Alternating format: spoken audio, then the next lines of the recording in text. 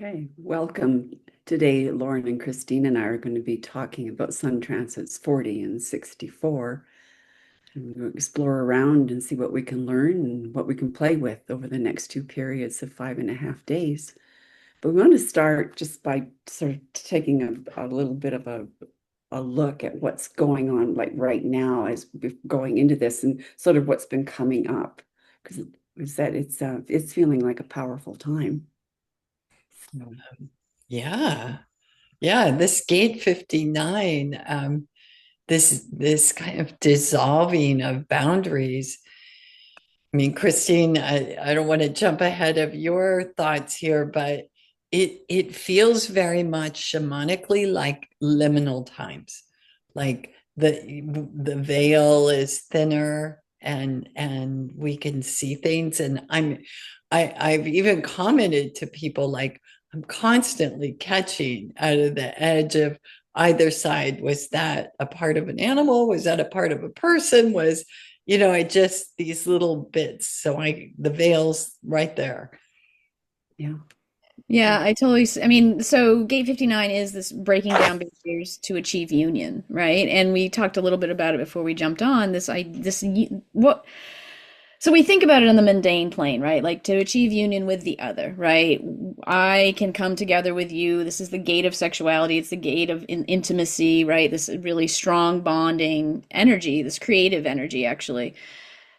And we think about it in this very me and you, we'll come together way. But I think in what you were talking about, it made me think about this more metaphysical higher self union, right? This union that we're trying to actually see in this lifetime of ourselves as one, as part of the greater whole.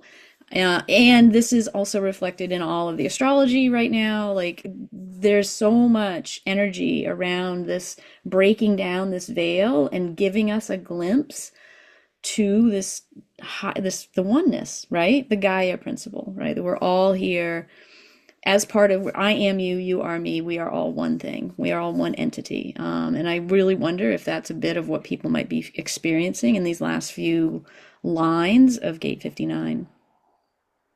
But it's interesting when you juxtapose that to where the shadow's showing up, and the distrust and just like what us like dealing with lawyers and dealing with banks with the move and everything. And it just feels like that's been really in my face and having to go out, like go back and sit and ground myself and go, everything is coming together the way it's supposed to. And just having to remind myself that what you're saying is true and that I can touch into it, even though it feels elusive in the moment with in a lot of situations. I'm really reminded too that this new moon kicked off in this gate too, right? As the gate began, exactly. And this new moon and the square with Uranus bringing up these disruptions and sudden changes, and I didn't see that coming. And I feel like I've been saying that every single day since Saturday. We've had surprise people dropping in, that people we never knew that suddenly we formed a connection with. So there we are. There's that connection. And receiving emails from people I haven't heard from a long time, that all of a sudden it's coming back around like full circle. And then these surprising turns, like, just even within the family. Oh, didn't know that would happen. Yeah. Yeah, what you're saying actually makes me think of Pluto, right? It just flipped back into gate 60 for a while, just for a short while, it retrogrades back in there. And that's the gate of limitations.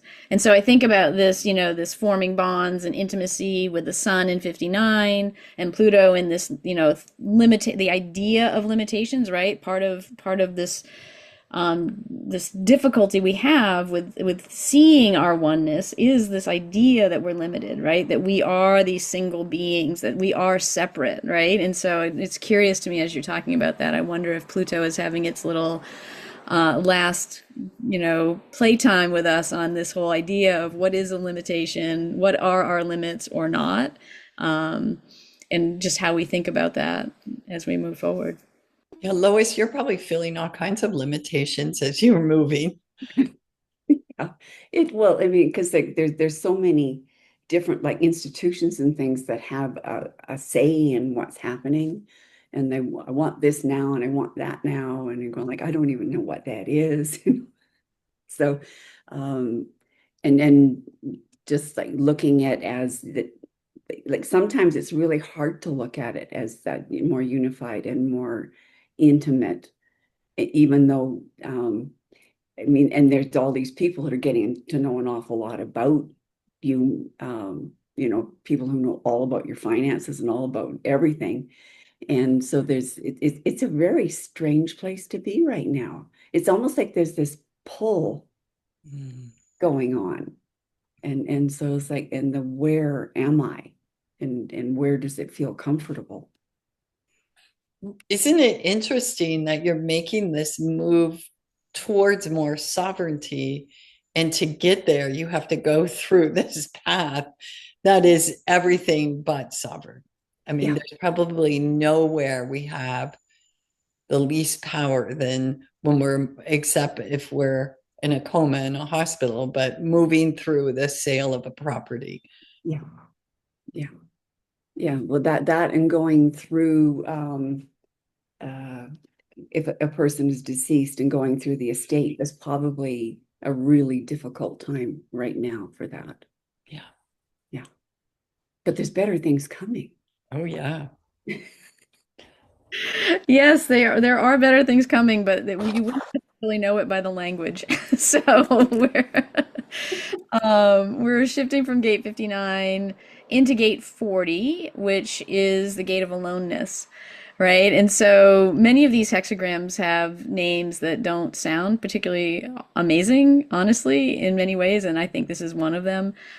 So from August 28th to September 2nd, we're in gate 40, which is a tribal energy. It's a tribal gate, and it's one of the three gates around the wheel, around the year, that actually its polarity, gate 37, is actually the other end of the channel in our body graph. So that means that that whole channel, the channel of community, will be on for everyone on the planet during this time, for the entire transit. And so I think about that because this just channel of community is a huge energy that we are all part of because we all live right now and have been living for the last 400 years in the cross of planning.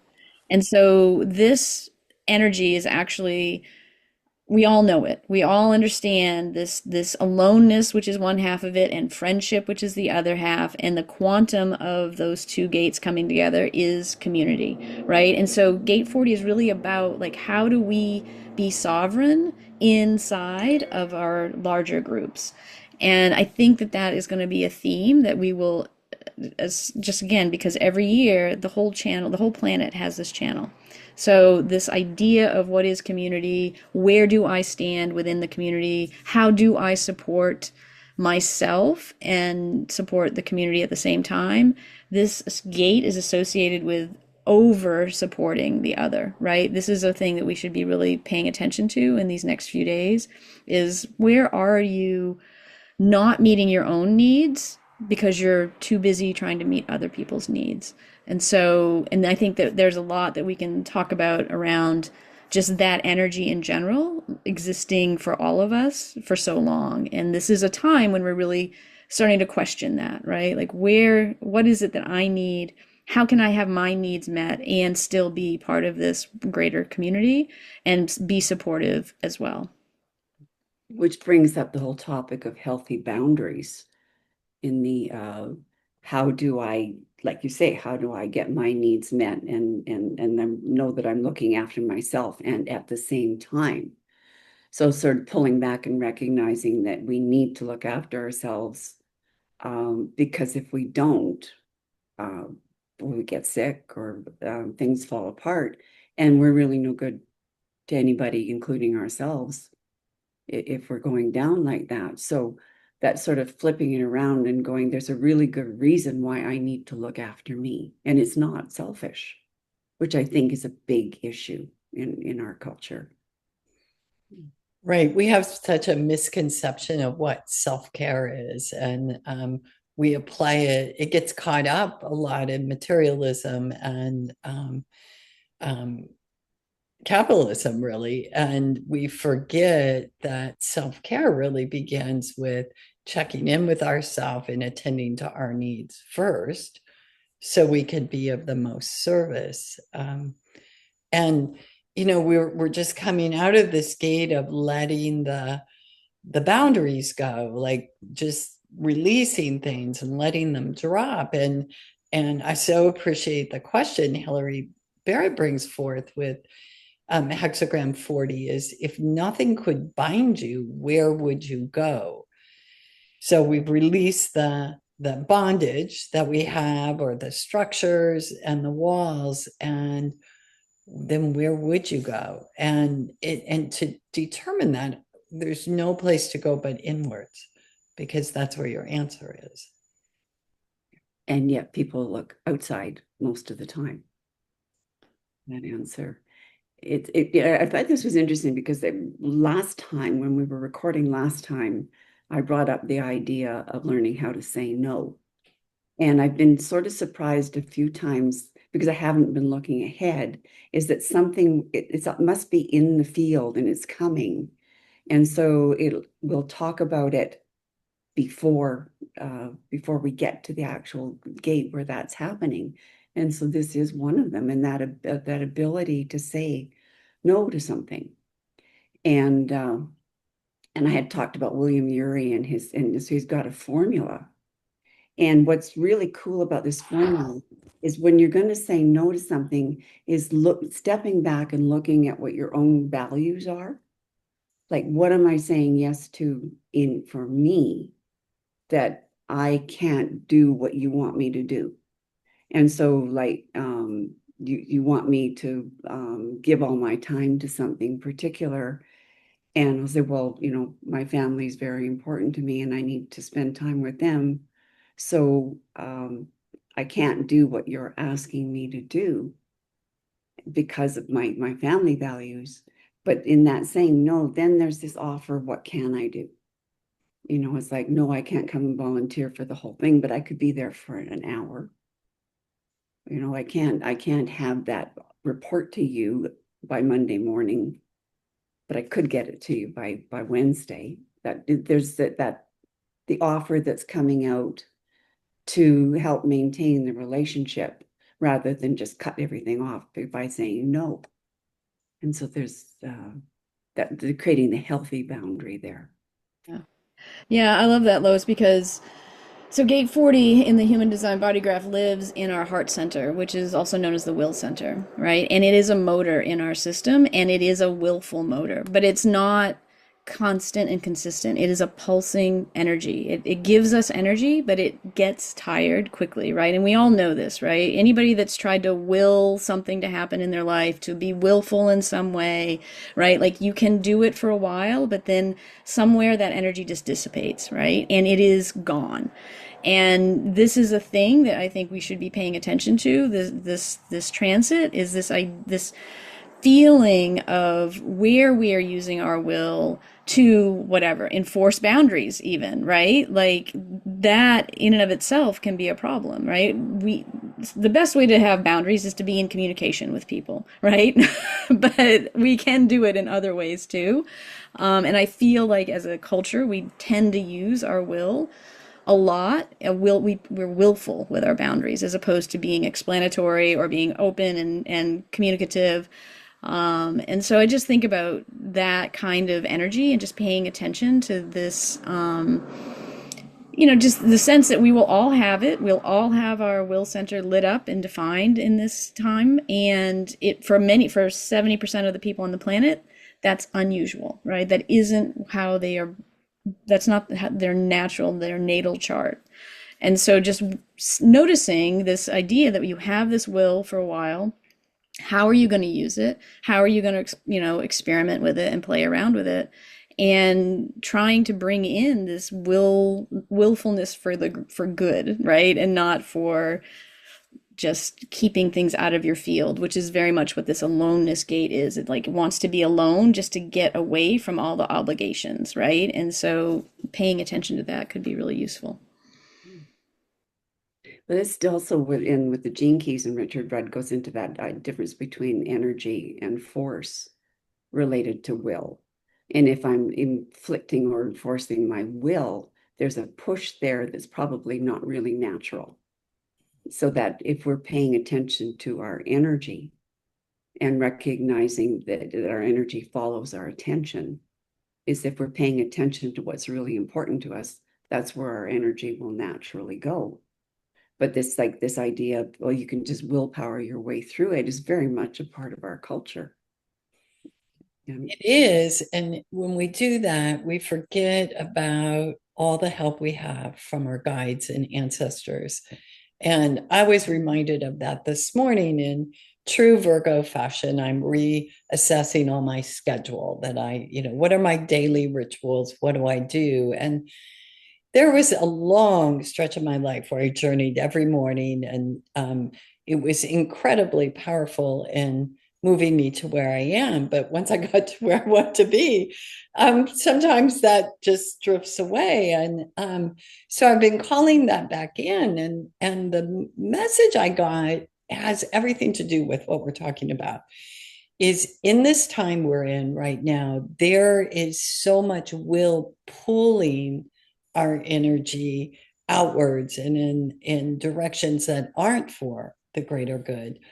And so there's another way to engage with both of you tapped on. It doesn't have to come from our will to pull back. We can call in our guides and our ancestors, and we can do that every single day. They're here for us. And I believe we need to right now in order to do the divine work. And I love how Richard Rudd refers to it as the divine will. Yeah. And then with the shadow, he also points out like that it's exhaustion. It's like, and of course, I mean, if you're going to be pushing your willpower and trying to make things happen all the time, you're going to be worn out. Yeah. Yeah, and I think too the other thing to recognize is that this will center, it is involved with the physical plane, right? It is here keeping us safe and supported and resourced on the physical plane, right? So there is this real push to gather and do things in a willful way in order to feel safe physically as a being, right? But the things we're talking about are this higher self space, right? And so just also playing around with that and recognizing, we live in a world that's very concerned with the material plane and very concerned with materialism, right? And just trying to recognize like where we're feeling a push to resource ourselves on the physical plane, possibly at the expense of what's going on for us and on in that higher self space. That may also be a thing that really shows up for us in this time frame. Go ahead, Lois. Well, I was just thinking about like when you were talking about, because Christina pointed out like this is really tribal energy. And then there's this aloneness factor that's really strong. And Lauren, you were talking about like our guides and ancestors. And I think there's even to include in that is the people that are just around us in our community. If so many of us will just, we think we have to tough it out on our own. And to recognize that there are people out there that do want to help and support. And I guess it's interesting coming out of Gate 59 because there was this distrust. Okay, so now we're turning around and saying, okay, you need to trust. And so, yeah. So there is a Gemmo support for this. And what I'm pulling on here is this will and the strength that we need in the will. And I'm looking to Oak to support us through this time. And it's interesting because Oak isn't a solitary tree. It's a community tree. And we've talked about this before. It's very democratic. It gives to all the other trees. And it's probably one of the most giving trees as far as rejuvenating soil. So, but it has to take care of its own needs, so it can do that. And it does that quite well because we have these giant oak trees and they reproduce well. So we see it's very efficient. And it's interesting, the extract and the microdose also supports dopamine levels. And dopamine is our get up and go. It's what powers us to move forward in life. And I think that's a lot of this energy we're talking about, this forward thrust. And yet doing so in a way that is aligned with everything else that is going on in our higher good and what our inner self is sharing with us. Yeah, and I think that practicing that could be really supportive of that is paying attention to when we feel like maybe we're being selfish, or that we might be considered to be as being selfish, or that there's just like this, that we're just getting really, really tired. And so it's like look back at what's actually going on. What am I doing, and what am I doing in honor of? It's like, am I just doing this because I should be doing it? And if I'm feeling selfish and I'm shoulding myself, there's some questions to be asked there, because you're putting pressure on yourself to step away from self-care. Yeah, and I'd also add to that, where am I feeling alone? Mhm. Right? Like this is another place that selfish is one thing, but we also do all kinds of things that make us feel like we don't have anybody else to rely on either. And so, I don't know, both of these things are true, I think, for this energy. So, some sort of contemplation around that might be really useful. Seems like a Um, are we moving on? I know, Do like it. we like hit these walls. We're like, well, we've said all that needs to be said. Um, so yeah, so as we move off from gate 40 into gate 64 is the next gate on the wheel. And if for anybody that knows the I Ching, you might recognize that 64, there are actually 64 hexagrams in the I Ching. And so gate 64 does have somewhat of a special place in that it is kind of the final hexagram if you think of them in numerical order, which they aren't always, or very rarely actually, are they actually used in numerical order.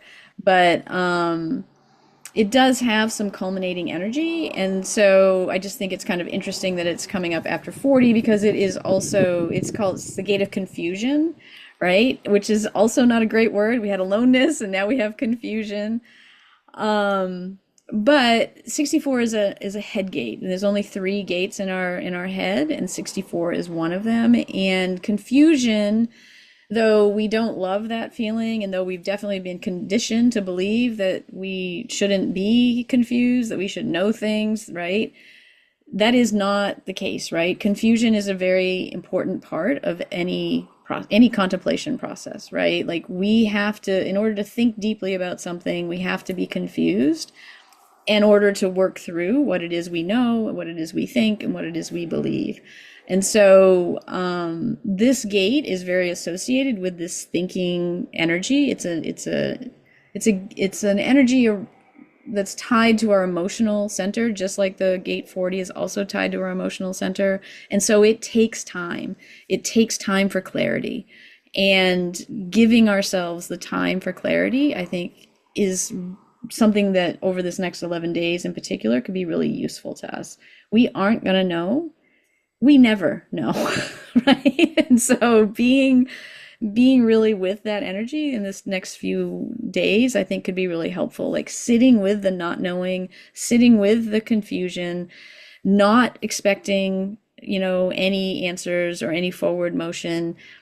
It's just a good, it's just a good exercise. And there's real support energetically through this sun energy to try it out. Isn't it interesting how we're always just supposed to know, though? Is- So that ability to say, I don't know, even to yourself. Yeah.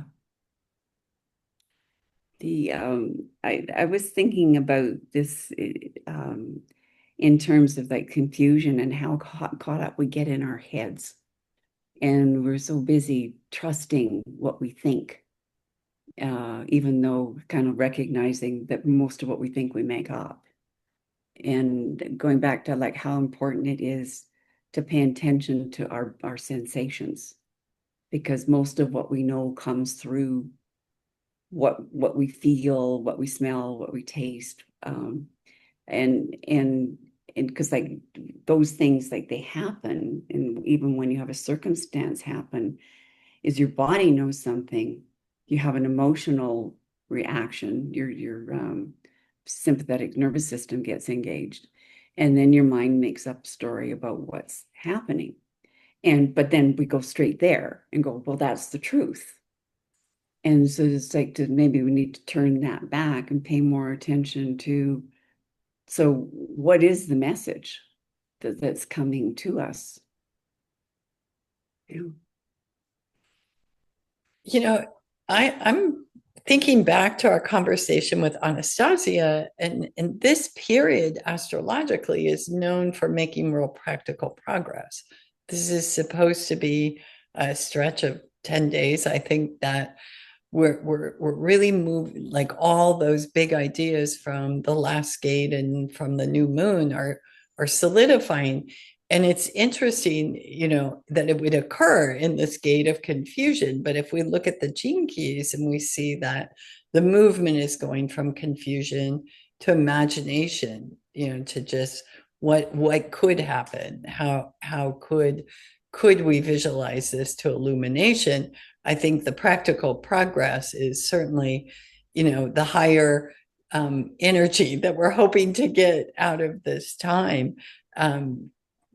When we look at Hilary Barrett's work with the I Ching, her question she is bringing forward is to how to prepare for this crossing, because the way it's viewed in the I Ching is that this is not yet a cross, right? You're not yet right there. So we're right before whatever is going to happen.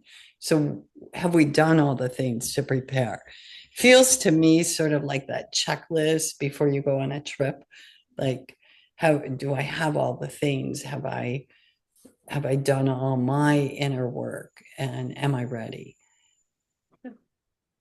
It's funny, as you were speaking, New Year's popped into my head.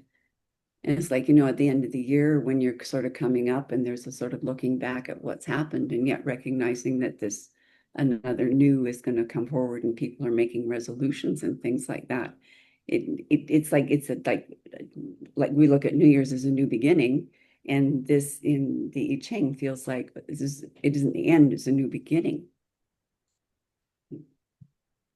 Yeah, well, and that's supported in the astrology too, right? So we're going to have a lunar eclipse on September 7th, right? And as the sun is in gate 64, that moon will be in gate 63, which is the polarity of this gate 64, which is in gate 63 is the gate of doubt, right? So we are going to be in doubt and confusion during this lunar eclipse. But again, we talked a little bit about this with Anastasia too. Like, we're cycles within cycles, right? So this lunar eclipse starts out essentially this gate 64 in the sun cycle, and it may start out with doubt and confusion, but that doesn't mean that by the end of the 5.5 days you haven't worked yourself through to some sort of imagination, some sort of illumination, some sort of answer and refinement that you didn't have available to you at the beginning of this, right? In this eclipse energy. So just recognizing too that, we're always, the gate itself, the energy itself contains the full spectrum of confusion to clarity, right? When we began looking at this, just on a real cursory level last summer, Christine, and I began taking notes around these gates, I began to feel like each of these gates was like a chapter in a book.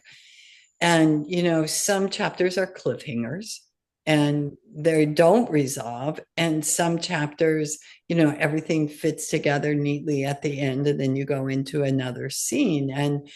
And that has truly been my experience with these gates. No matter what the ending, though, there is movement, through each one. And I also always feel just like a good story. There's always a challenge that's encountered, and there's always an antagonist that you kind of butt up against, so you learn the lesson well. But it's like, this move from confusion to imagination. And I thought about like with a lot of clients I've worked with where like they just want to keep working, and they're going to use the willpower of 40 to get themselves through it. But then and the like work long, extremely long hours. And trying to help them recognize is that if they just stop once in a while, that it would actually, the things would start to come forward for them.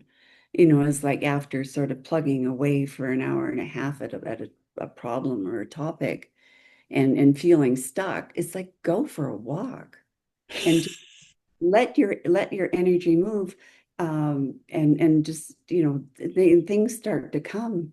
And I was even thinking back to being in university, and I've been having to come up with a thesis for my paper or different things, or different things around assignments, and it'd be thinking and thinking and thinking, and then I get in the shower and it would all come to me. And I was like, I need one of those big crayons in the shower, because I can capture my ideas. But it's like when I stopped thinking, that's when things started to move. And so this like just having to be a workhorse at it isn't really the whole answer.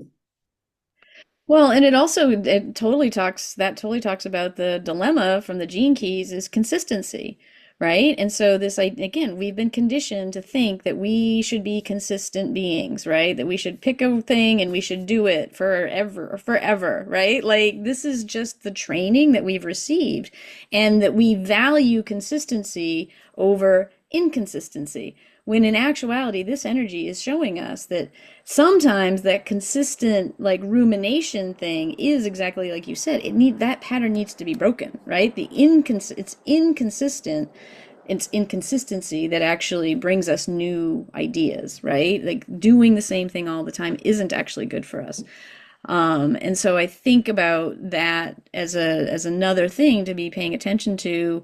Where are we, striving for consistency out of some, I think, misplaced or misguided idea that it's somehow good, right? Now, I am speaking as a person who is particularly inconsistent in general. I don't really like consistency.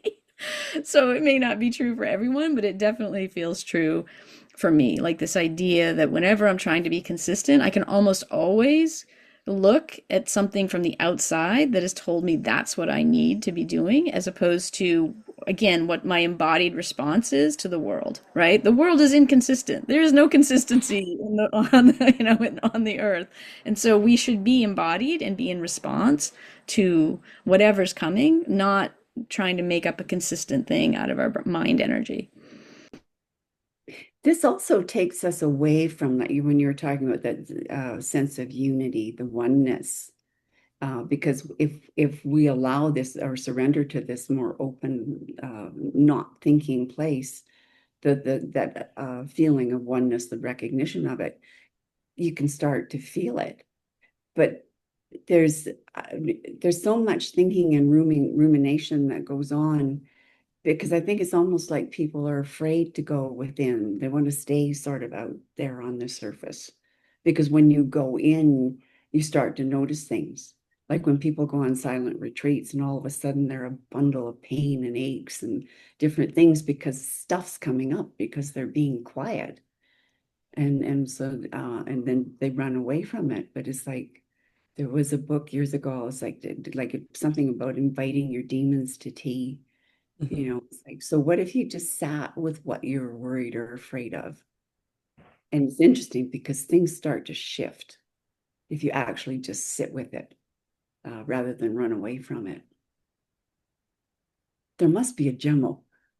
Well, there just happens to be, Lois, and it's Magnolia. Um, so Magnolia works also with dopamine, but more so with the GABA receptors. And it does bring clarity. And that is really I had totally forgotten I have this gate and this gene key. And it was funny because when I was reviewing and I read a line you had captured, Christine, about grappling with mental chaos, seeking clarity, often experiencing confusion, and then understanding emerges. And these flashes of insights, I mean, that's my life. It's like chaos, blah, blah, blah, looks like nothing going on. And then, I know exactly what to do. And then it comes again. So anyone out there with 64 in your, I'm talking to you, that may ring a bell. I think Magnolia is really helpful in this. It is in the category of Gemmos for the nervous system that is a group of organizers, and I call them bumper guards, and they help us when maintain our resilience when it otherwise would just spill over the sides. They keep us on the path, and not in a narrow way, but just as support. And Magnolia is just such a beautiful extract in its ability to work with the nervous system that way and delivering clarity. It's interesting because on a more physical plane, it works with mucous membranes and improving terrain. And that's really what we're talking about, the mental terrain here when we're looking at it in a microdose.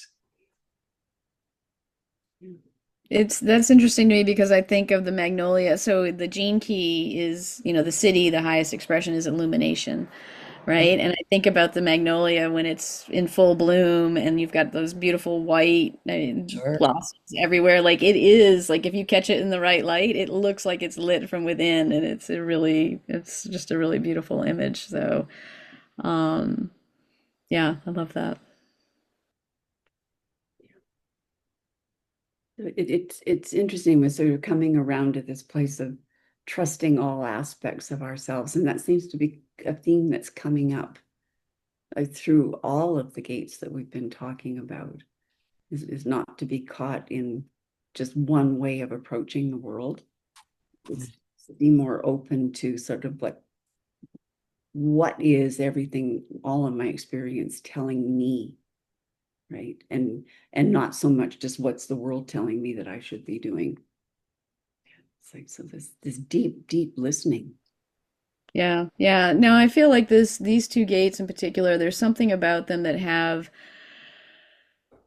they're just both of them have this quality of wanting to open us up to new possibilities and for living in a new way. I think we're just living in that time in general, but there's something in particular about this like me versus the community, my needs versus other people's needs, and then this desire to understand things and to not allow myself to be confused, to think that there's some clear path. There is no clear path, right? And we have been living in a time that told us there was a clear path, right? And if you did the things, you walked the path, then everything would be fine.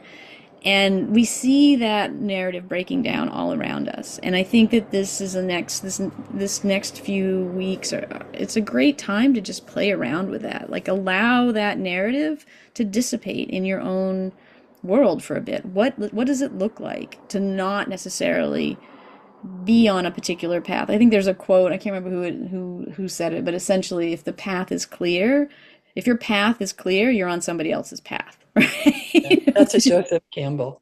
Yeah, exactly, right? And I think that's exactly true. And I feel like this is a great time to play around with that idea of like, what is clear, what is confusing?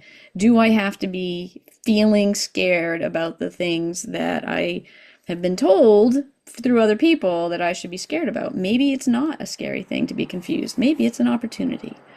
Right? Maybe it's not a scary thing to be alone in community with others. Maybe it's not a scary thing to not support others and maybe just meet my own needs. Maybe all of those things are okay.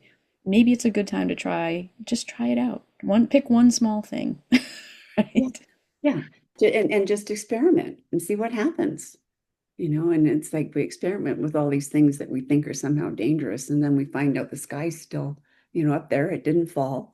And and that there's new ways to approach things, and it's never always the same way. There isn't just one way in our lives. So that ability to pick and choose depending on what feels right from here, not from out there. And I think that's to be paying more and more attention to that just feels like a real essence of what we're talking about in all of these conversations. Here. Well, we hit that point again, didn't we? You both just get these nice smiles on your faces. So thank you for being with us, and we'll see you next time.